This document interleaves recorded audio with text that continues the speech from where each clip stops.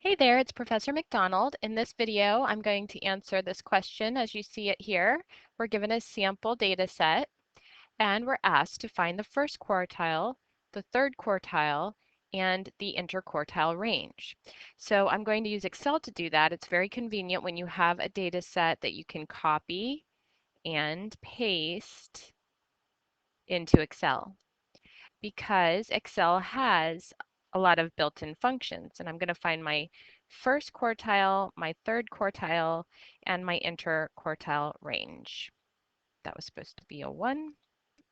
All right, so now I'm going to start by typing in quartile to see if there's a function. And the first one that's suggested says it returns the quartile of a data set based on percentile values. So I'm going to use that one. I'm going to double click that. And it first says it wants an array. That means my data set. So I'm going to just select all the data and press enter. Notice that after I selected the data and pressed enter, it says you've entered too few arguments. Arguments are the things that you have to feed to the formula or the function. So I got to go back and see what's missing. So far I've entered the array. You can see it's bolded there.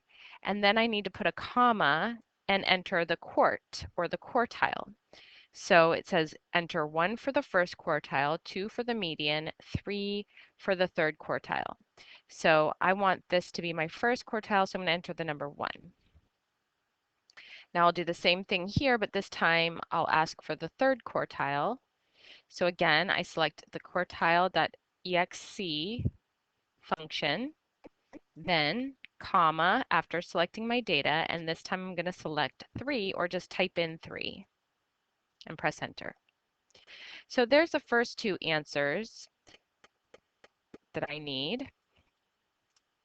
Next, I'm going to do the IQR. What is the IQR? It's the interquartile range, and that means it's the range of the interquartiles.